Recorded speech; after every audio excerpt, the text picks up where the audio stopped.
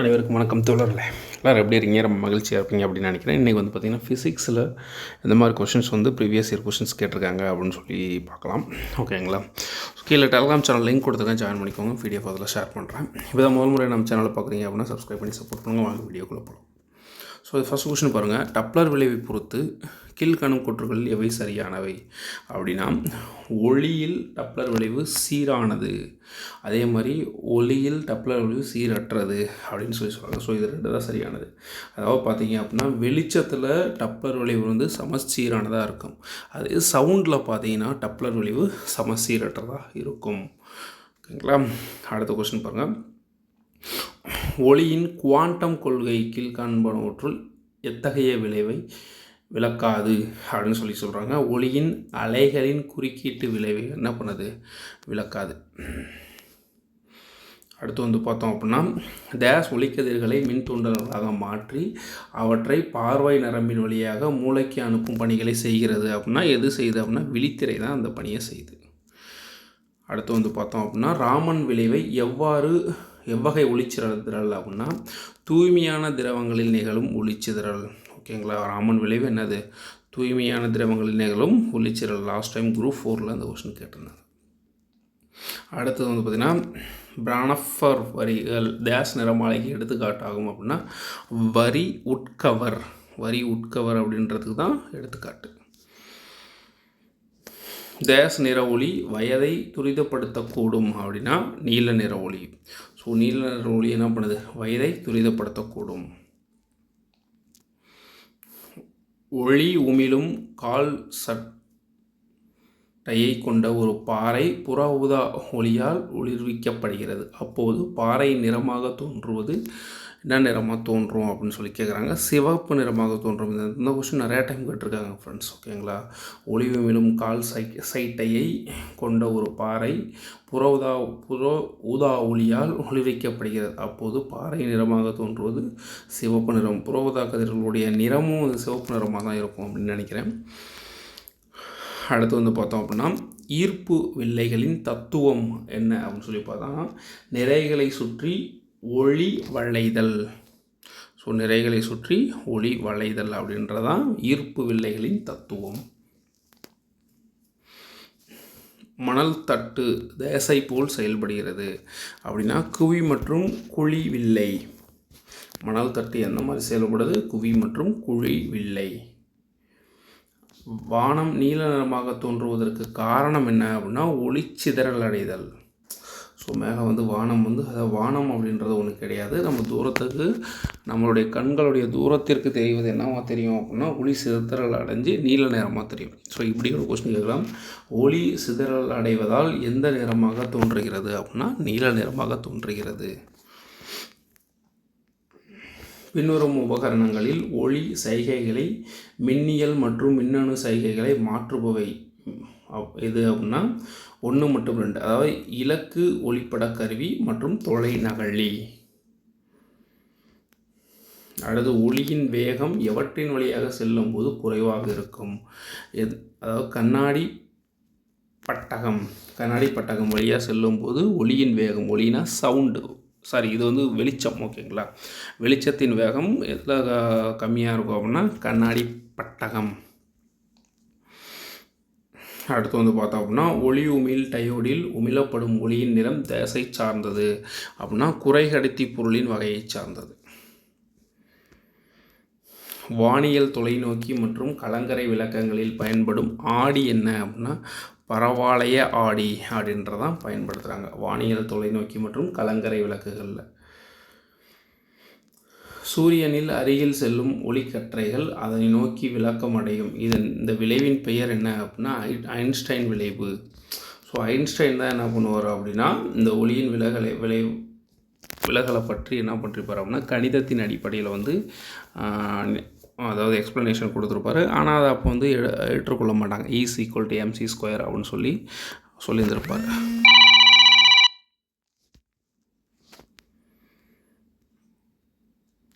ஒரு செவ்வக அறையில் சமதள அடிகள் பொருத்தப்பட்டு 2 அடுத்தடுத்த சுவர்களுக்கு இடையே நீ நிற்கிறாயெனில் உனது மொத்த பிம்பங்களின் எண்ணிக்கை எத்தனை அப்படின்னு சொல்லி கேட்குறாங்க.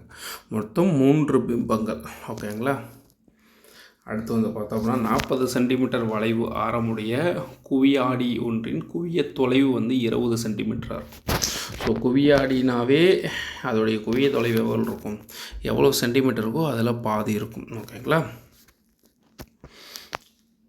ஒரு ஒளி ஆண்டு என்பது 9.460 × 10⁻2 கிலோமீட்டர்.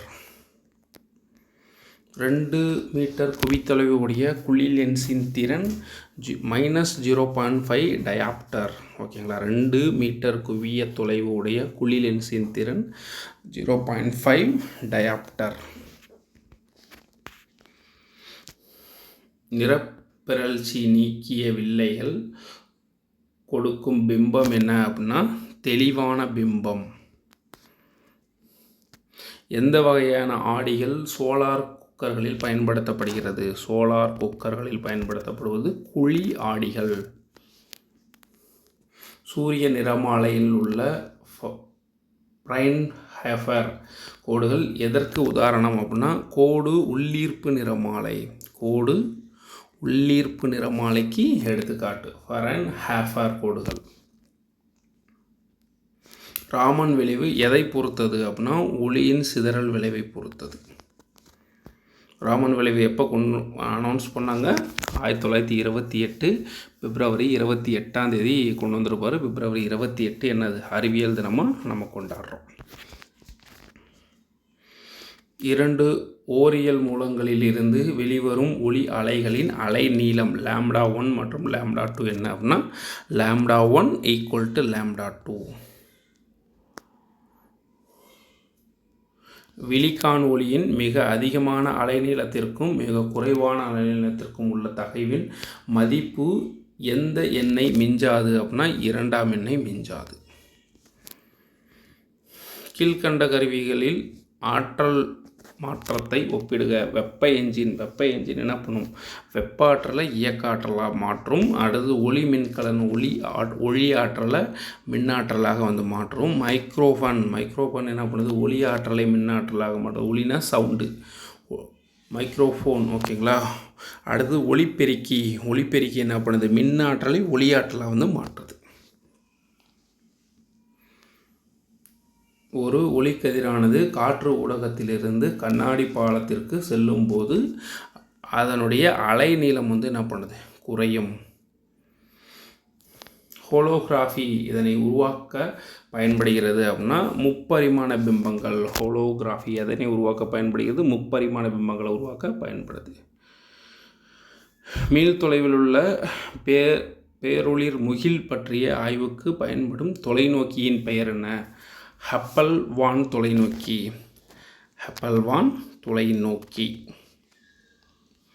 திரவ மின்படலத்தில் தோன்றும் நிறங்களுக்கான அடிப்படை காரணம் ஒளி குறுக்கீட்டு விளைவு. திரவ மின்படலத்தில் தோன்றும் நிறங்களுக்கான அடிப்படை காரணம் ஒளி குறுக்கீட்டு விளைவு.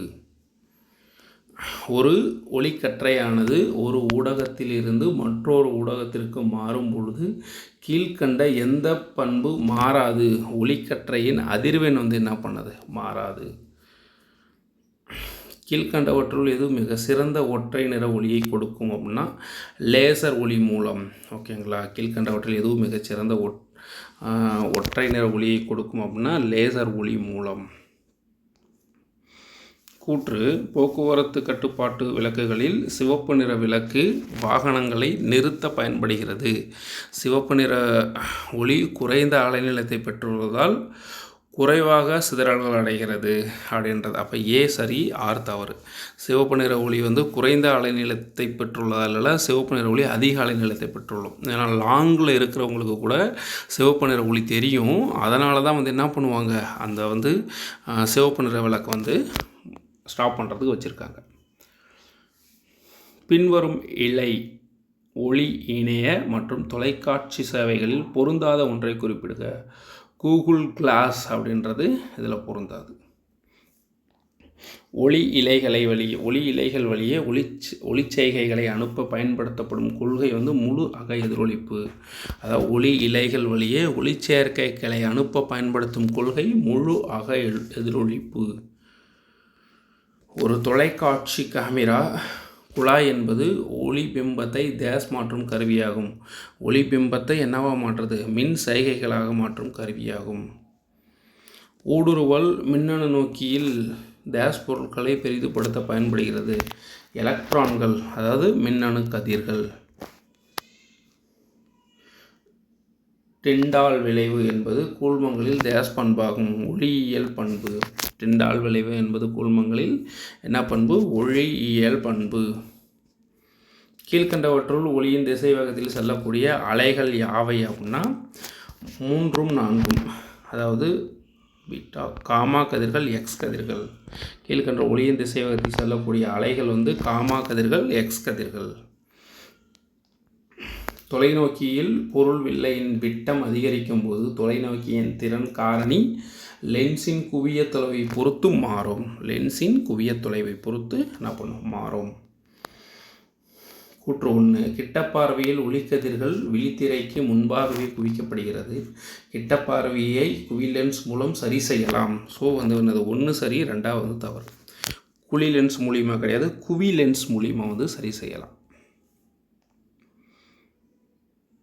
குவி லென்ஸ் மூலிமா சரி செய்யலாம் அப்படின்றது இல்லை. கிட்டப்பார்வையை என்ன பண்ணலாம்? குழி லென்ஸ் மூலிமா சரி செய்யலாம். பொதுக்கூட்டங்களில் குழல் விளக்குகள் இணைப்பில் சீரியல் விளக்குகள் இணைப்பில் இணைக்கப்பட வேண்டும். அதாவது குழல் விளக்குகள் டியூப் லைட் வந்து பக்க இணைப்பிலும், அந்த சின்னதாக இருக்கும்ல கலராக, அது வந்து தொடர் இணைப்பிலும் இணைக்கணும். ஒளி இலை தகவல் தொடர்பின் தத்துவம் என்ன அப்படின்னா முழு அக எதிரொலிப்பு. ஒளி இலை தகவல் தொடர்பின் தத்துவம் முழு அக எதிரொலிப்பு. கீழ்கண்டவற்றுள் எது நிழல் உருவாகுவதற்கு உறுதுணையாக இருக்கும் காரணி அப்படின்னா ஒளி நேர்கோடாக பரவல் செல்லுதல். ஈரிலா தொலைவில் வைக்கப்பட்டுள்ள ஒளி மூலத்தில் பெறப்படும் அலைமுகப்பின் வடிவம் என்ன அப்படின்னா சமதள வடிவம். கீழ்கண்டவற்றுள் சரியான கூற்றியவை. ஒளிமின் விளைவை ஒளியின் குவாண்டம் கொள்கையின் அடிப்படையில் விளக்கலாம். ஒளிமின் விளைவை ஓர் உடனடி நிகழ்வாகும். ஸோ 1 மற்றும் 2 தான் சரியானது. கீழ்கண்டவற்றுள் எது சரியான கூற்று? எந்த பொருளும் ஒளியின் வேகத்தை தாண்டாது. எந்த பொருளும் ஒளியின் வேகத்தை, சவுண்டு கிடையாது, வெளிச்சம் தான் ரொம்ப வேகமாக ட்ராவல் பண்ணுறது. ஓகேங்களா? ஓகே நண்பர்களே, இந்த வீடியோ உங்களுக்கு பயனுள்ள வகையில் இருந்திருக்கும் அப்படின்னு நினைக்கிறேன். வீடியோ பிடிச்சிருந்தா லைக் போடுங்க. நன்றி நண்பர்களே. பாய்.